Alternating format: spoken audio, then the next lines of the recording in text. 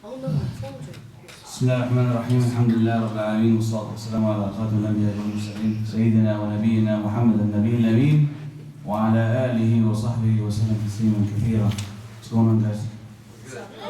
Doing awesome? Do you think you're special? Yes. Obviously you think you're special. Everybody thinks they're special.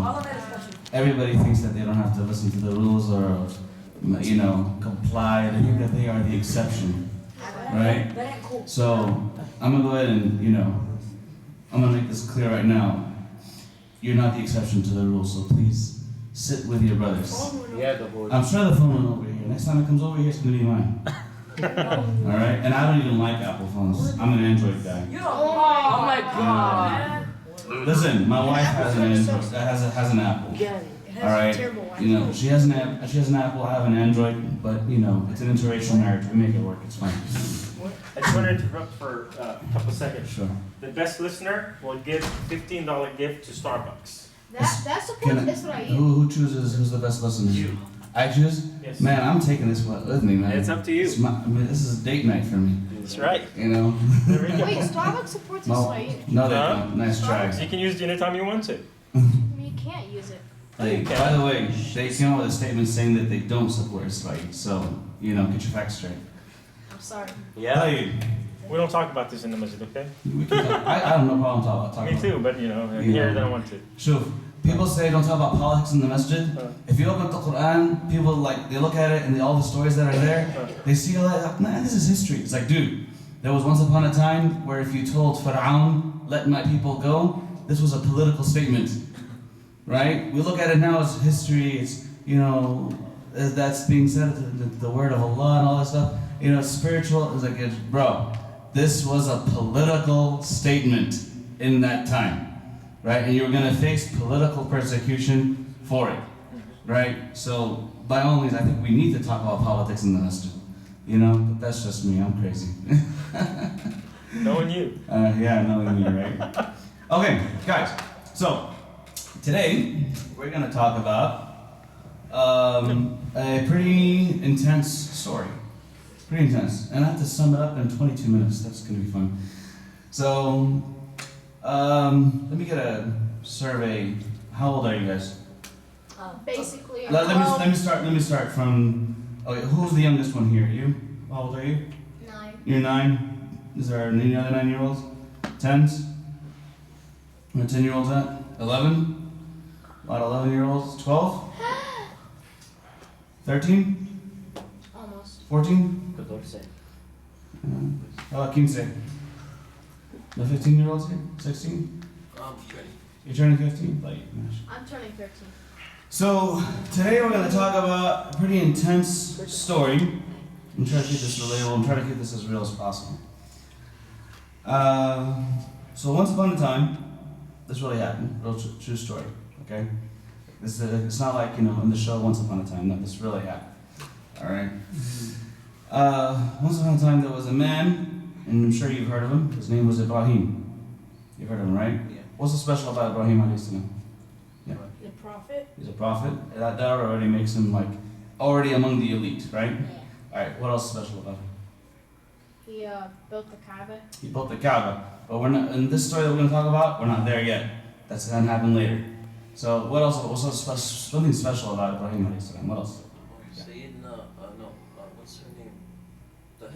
His mom, I think, or his wife, where he left her in the desert in Mount Zamzam. Okay, so his second wife, Hajar, alayhi salam, she left her and baby Ismail in the desert, right? In that time, there was no such thing as Mecca. It didn't exist, right? It was an empty, barren piece of land, right? And she honestly thought that they were going to be left to die, right? So we're going to talk about a story that happens after that. What else is special about Ibrahim alayhi salam? I'm looking for something specific, yeah.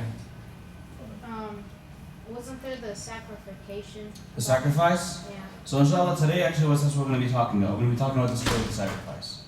But something special about Ibrahim alayhi salam, something special that was, he was given a title, right?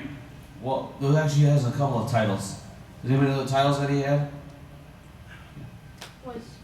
Was he the one? No. No. Is Does that have to do with the dua that we make? No. But I'm glad that you know about that dua. It's good. What else? Anybody have any clue? Okay, so Ibrahim alayhi salam had a couple of nicknames, right? Or not even nicknames, they're just like titles, rather. Okay? One of them being is Abu al-Anbiya, the father of the prophets, right? Because the prophets that came afterwards, okay, the prophets that were sent, they came from his line, right? You had all the prophets that came to Bani Israel, which came from Ibrahim's second son, Ishaq, and then you had from his first son Ismail, you have further descend, like way down descendant after Ismail alayhi salam is Muhammad sallallahu alayhi wasallam, right? So from these two branches you have all the rest of the prophets that were sent to the world, right, to their respective people. So that's Abu al-Anbiya. The second title that he had was Khalilullah. Khalilullah. Does anyone know what this means? Any idea? Does anybody have a friend named Khalil? Yes. Yeah? Do you know what Khalil means? Um, Is anybody here from Al-Khalil?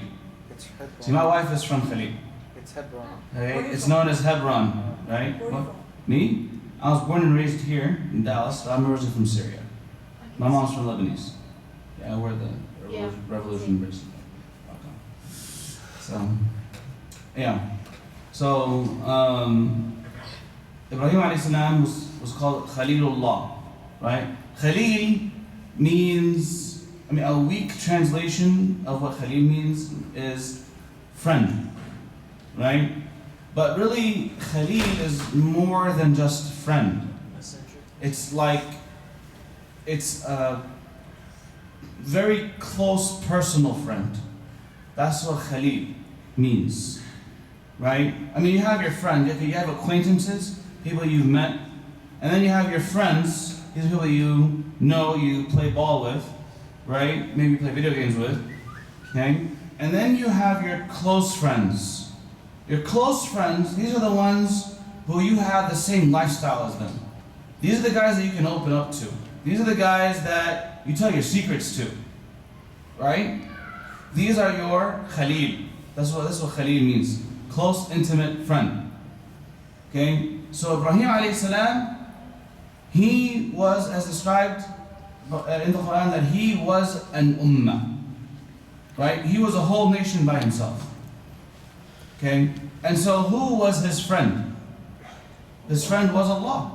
He didn't have anybody else. His whole life, subhanAllah, from when he was a teenager, as we see in the stories in the Quran about him, from when he was a teenager, he challenged this concept of worshipping anything or anyone other than Allah subhanahu wa ta'ala. Logic and reason brought him to worship his creator, right?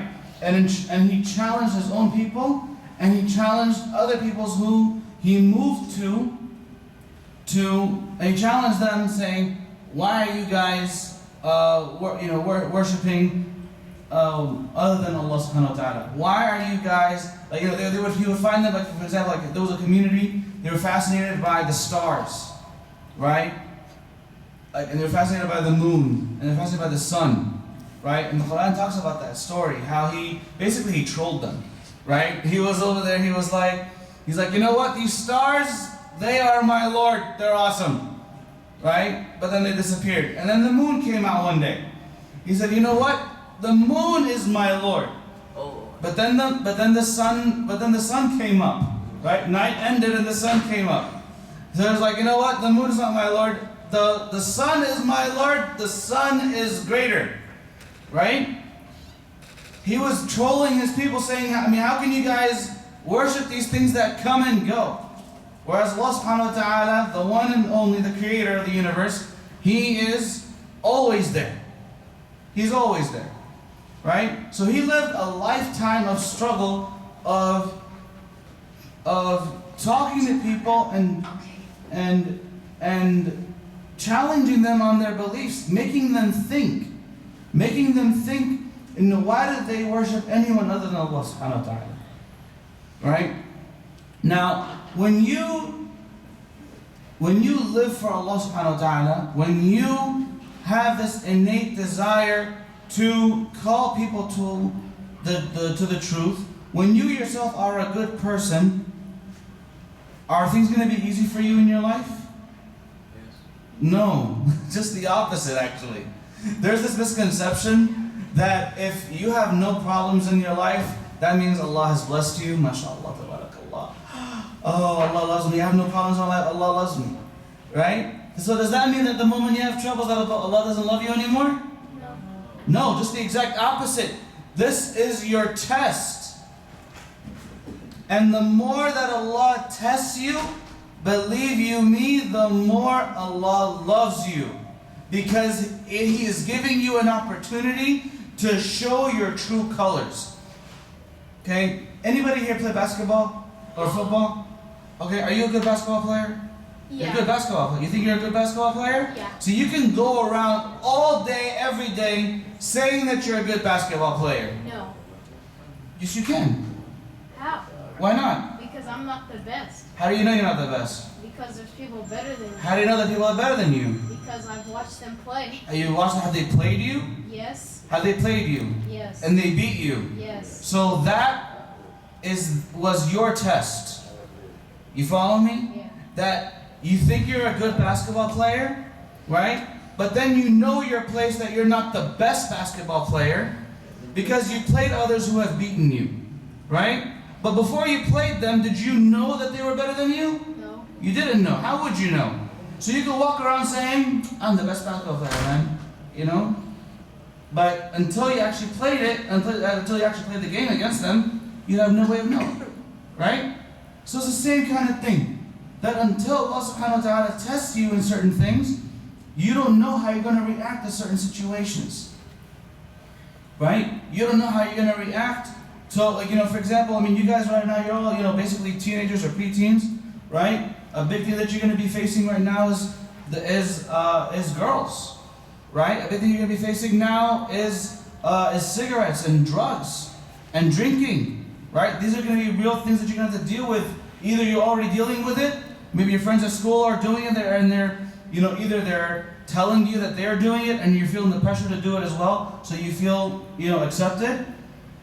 Okay? I mean, so you'll feel the pressure to be, part of the in crowd, right? Or you choose to stay away. That is your test, right? That is your test. So Allah subhanahu wa ta'ala, He tests every single one of us. And of course, with the Anbiya, with the prophets, He tests them the hardest. He gives them the hardest. Why does He test the prophets the hardest? Allah subhanahu wa ta'ala already chose these people. He already chose them that they are the best. Why would He test them even more? Why? Does it make sense to test them? Somebody, you've already been awarded the grand prize. Does it make sense to keep testing them? Why would He do that? So they can get better. So that they can get better. They're constantly improving. Because here's the thing: until you die, right? You're either improving or you're going, or you are. What's the opposite of improving? You're either moving forward or you're moving back. Right? You can't be stagnant. You can't be stagnant. You are either moving forward or you're moving back. So as long as you're alive, Allah subhanahu wa ta'ala is going to test you. Right? The Prophet ﷺ, the Messenger ﷺ used to say that the sickness of the Anbiya is double that of a regular human being. So when the Rasul ﷺ, when he would get sick, right? Like, when he was in his last days, right? And his temperature was really, really high, right? It was said that, they had to keep they would take a lot of cool water to bring his temperature down, but it wasn't really helping, right? They touch him and they could not keep their hand on him because of just how intense the heat was, right? And so the Rasul told them that the sickness of the Anbiya is double that of a regular human being. Why? Because their test is harder. Their test is going to be the most. And their test is going to be the most because they are going to be the examples of mankind for us to look up to. You think that we have tough tests? We have tough tests. Every one of us has our struggles. Every one of us has our temptation. Every one of us has our vices that oh man, you know, like if you're asking me to choose between what Allah said and this thing that I really, really, really, really want, you know, which one are you going to choose? That's your test. That's your test. Ibrahim alayhi salam, okay, I'm going to give you an example, and because you guys are teenagers, you're not married yet, so this concept may be a little bit far-fetched, but inshallah maybe in about 10 years, you'll understand what I'm talking about. Ibrahim alayhi salam, he got married to Sarah alayhi salam, right?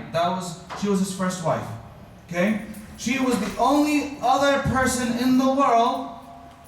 It was him, it was her, Sarah, and his nephew, Lut alayhi salam. These three were the only Muslims in the world. This is it.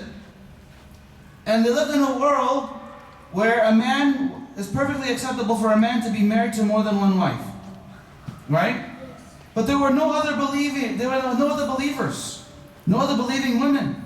So Ibrahim alayhi salam was not about to marry somebody else. Right? He married Sarah, and they were married for a very long time. And it turned out that Sarah alayhi salam was barren. Barren means that she could not have children. Can't happen. It's not going to happen. Right? Okay. But that's a test. Because as a man, right, it is natural to want to pass on your legacy. Right? This is natural. Right? And one day when you get married, you'll understand this better. Right? So, time passes. And it's a long story, but Ibrahim alayhi salam he marries Hajar alayhi salam, right? And after they get married, Ibrahim alayhi salam and Hajar have a baby, and that baby is who? Ibrahim and Hajar had a baby named Ismail. Very good. Okay? They had a baby named Ismail. And shortly after his birth, for a number of different reasons, okay? So Ismail alayhi salam was born in Palestine, the land of Palestine, Bilad al-Sham, right? In the Holy Land. Okay?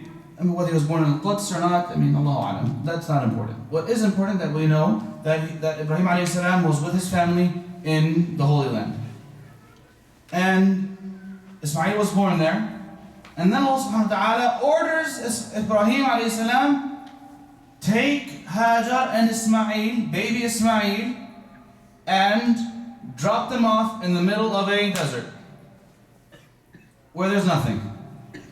That was a huge test in and of itself. And we'll say that discussion for another time, inshallah. Okay? Time passes. This happened when Ismail was a baby boy. Baby. Still feeding from his mother. Time passes until Ismail alayhi salam was about you guys' age. Alright? He was about 12, 13. Right in that age frame. And when he is this old, Allah subhanahu wa ta'ala instructs Ibrahim alayhi salam a very, very difficult test.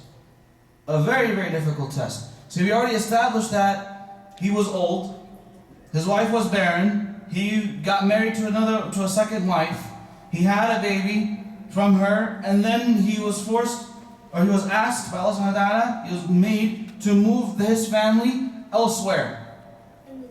Okay? In the desert. Okay? And so he's like having a long distance relationship with his family. He would go in between Jerusalem and Mecca. Jerusalem and Mecca. Jerusalem and Mecca. Right? And then him being a Nabi, Allah subhanahu wa ta'ala gave him the same dream multiple times. And Ibrahim alayhi salam, he shares this dream with Ismail. Now you imagine, your father comes to you. I want to make this a very human experience. I mean, we think about, we read this story in the Quran, or we hear about it in the Hadith, and we think about this like, let's be real here. Let's be real. Your father comes to you and says, son, let's sit down and have a chat for a second. right? Maybe he takes you out to Starbucks. Okay? Maybe he takes you out to Starbucks to like you, so that because what he has to tell you is it's pretty big, it's pretty heavy, and he doesn't want you to make a scene. You know, maybe he does that or something, right? He sits you down one-on-one and he tells you, listen, son, I had a dream. Not like Martin Luther King, okay? That was a good dream that Martin Luther King had, okay? We're trying to live it now. But Ibrahim alayhi salam said, I had a dream multiple times in which I am slaughtering you. You understand? I'm taking a knife and I am slitting your throat. You see, if your father told you that, what would your reaction be? Run away. Okay, Child Protective Services, please, yeah? Yeah. Come take me away, my father's nuts, right? We need to go in the witness protection program, give us a new, color our hair and give us a new identification, move away from the city. I mean, this guy's gone nuts, right? But there is a heavy and serious exception. That Ibrahim alayhi salam is a Nabi. He is a prophet.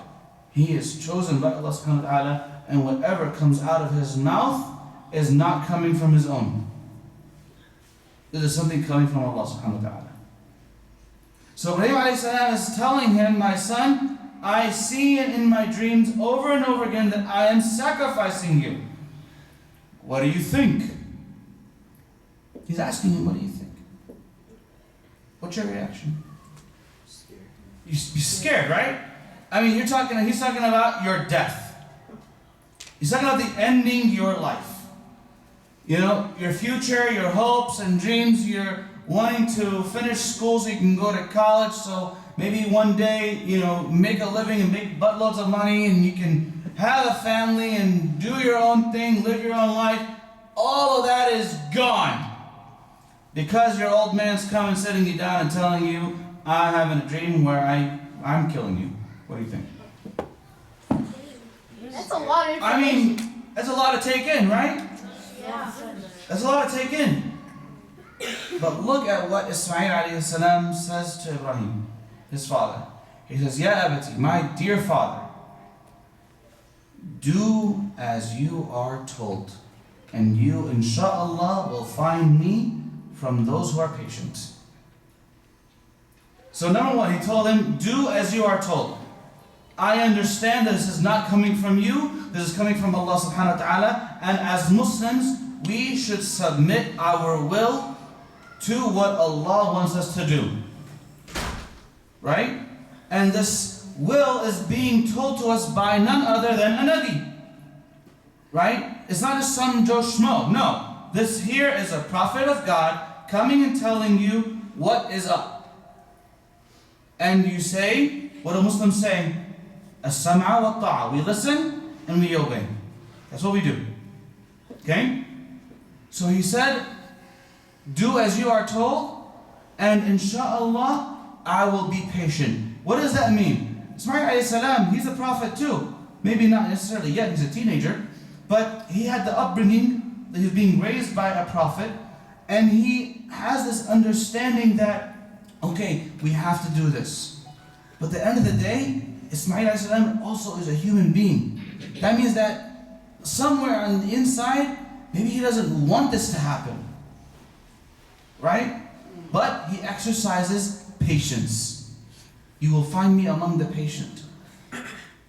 Okay? That means that what? That maybe I don't want to do this, but I know it's the right thing to do. So I will be patient and expect the reward from Allah subhanahu wa ta'ala. Right? That's the test. See, the both of them, it was a test for both of them. Okay? Now, this happened. And Ibrahim alayhi salam, can I push Isha a few minutes? Alright. Ibrahim alayhi salam takes Ismail alayhi salam, and they're both going to the place where they're going to do the sacrifice. They're going to do it. Right? So every step that they are taking, Ibrahim alayhi salam is thinking, I am doing this because Allah subhanahu wa ta'ala told me to. Allah told me to sacrifice my son. Every single step of the way, he's thinking about it. Right? And Ismail alayhi salam is walking with him, and he is thinking, my life is ending. As soon as we get over there, my life is going to end. Right? That's a pretty tough thing to think about. You know, it's kind of like a countdown. It's 100 steps from here to there. 99, 98, 97, 96, 95 more steps, and I'm a dead man. Right? I mean, this is not an easy thing to think about. Right? We're human. You're thinking about this. Who comes in and takes advantage of this thought process? Allah. No, Allah subhanahu wa ta'ala told them, He gave them this test. Right? So who comes in and takes advantage of this thought process? His wife. His first. Nope. It's shaitan. No one. Shaitan. Shaitan comes and messes with you, man. Shaitan, his job is to mess with you. That's what he does. Right? His goal is not just for you to sin. No, that's a means to an end. Right? His goal is for you to go into Jahannam with him. See, alayhi salam. Shaitan, he was already cursed by Allah subhanahu wa ta'ala from when our father Adam alayhi salam was created. Right? And he cannot, khalas, his fate is sealed. He is going to Jahannam. Okay? But he is such a sore loser that he does not want to go to Jahannam alone. He is such a sore loser, he does not want to go to Jahannam alone. He wants to take as many of us with him as possible. So how does he do it? He gets us to not do what Allah subhanahu wa ta'ala tells us to do. Right? He'll convince us to postpone doing something good. Right? We got on our smartphones. We have, the adhan comes up. Oh, it's salat time. Right? Put it off 5 minutes. Put it off 10 minutes. I'm in the middle of a video game, man. 15 minutes. Okay, I'm in a little TV show. TV show, after that we'll salat. Okay, TV show finishes. Yeah, let's go to the salat. No, wait, we still gotta eat. Hey, let's go eat. Half an hour later. No, let's go, we gotta go pray. Like, no, we got another basketball game. Oh, let's go to the basketball game. And after that, the salah, aslan is over, now it's maghrib. See, this is how shaitan gets you. Right? Postponing until you never actually do it. He puts thoughts in your head to get you to stop you from doing it. So Ibrahim alayhi salam, he and Ismail alayhi salam are walking to the place of sacrifice, and he comes and he's telling Ibrahim, what are you doing? You're going to come and sacrifice your son? You know how long you waited for it? By the way, Ibrahim alayhi salam was old. He was, the scholars, they say that he was either well into his 80s or 90s when he had Ismail alayhi salam. He was old when he had him. And here he is, 90-year-old man, walking his teenage son, walking to the place of sacrifice. That I have been, living this mission of serving Allah subhanahu wa ta'ala, and I finally have somebody to pass it on to, and Allah's telling me to sacrifice him. Okay, sama wa ta'a, I'll do it.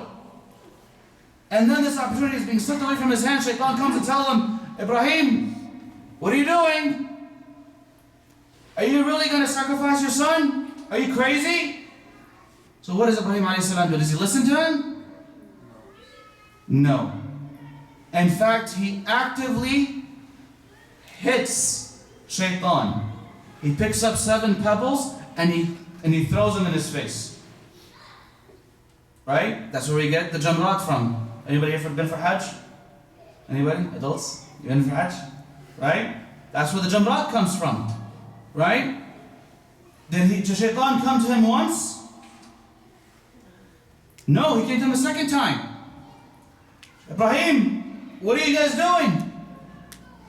Ibrahim comes and takes 7 more pebbles and he throws 7 pebbles in his face. They keep moving. Shaitan comes to him a third time. Ibrahim, are you really going to sacrifice your son? Are you crazy? Takes 7 more pebbles and throws them in his face. He was serious about it. See, it wasn't that he just ignored shaitan. He actively hit him. get out of my face, I am going to obey Allah subhanahu wa ta'ala. This is what I'm going to do. And you can't stop me. They get to the place of sacrifice. Ibrahim alayhi salam had taken the necessary steps. He sharpened his knife so sharp.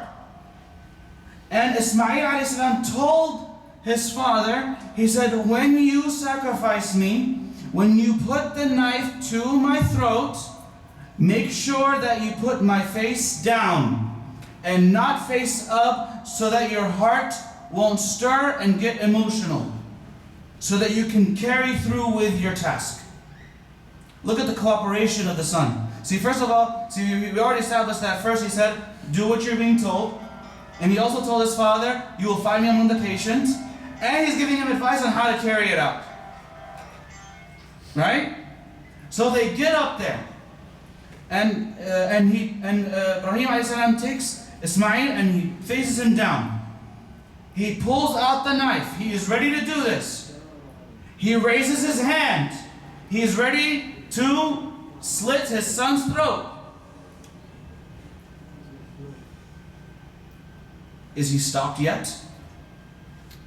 As far as he knows, he's not going to be stopped, right? This is his test. Ibrahim alayhi salam takes the knife down and puts it against Ismail's throat. And he pulls his hand back. And nothing happens. The knife did not cut Ismail. He's like, wait, what? Puts his hand back down, puts the knife against his throat, pulls. And Ismail alayhi salam is closing his eyes and he's telling him, Father, hurry up and do it. And nothing is happening. And Jibreel alayhi salam comes down with a ram in his hand, in his wings, and he tells them, Ya Ibrahim, stop! You and your son have passed the test. You will do anything that Allah tells you to do. You have passed the test. And that is the story of the sacrifice. And that is why every year, we as Muslims, we sacrifice a goat, or a lamb, or a sheep, or a ram, sometimes maybe even a cow, a bigger animal like a cow, right? Or a camel. We sacrifice these animals. Why? To thank Allah subhanahu wa ta'ala that we don't have to sacrifice our children. Ask any parent, is there anything in the world? Ask your mom and dad, is there anything in the world that they love, whether they tell you or not, that they love more than you? They will give up everything for you, even themselves. Everything. No one in the world wants better for you than for themselves, more than your parents. See, everybody in the world doesn't want you to be as good as them. Everybody in the world doesn't want you to be as good as them, except for two people. Your mother and your father. These two people want you to be better than them. And they will sacrifice the world so that you can do that. They will sacrifice everything to pave the way, just to give you the opportunity, the chance to do better than them. And that is the story of the sacrifice of Ibrahim alayhi salam and Ismail alayhi salam. If I said anything good, it is from Allah subhanahu wa ta'ala. If I said anything evil, it is from shaitan and my shortcomings. أقول قولي هذا واستغفر الله لكم فاستغفروه توبة المستغفرين مستغفر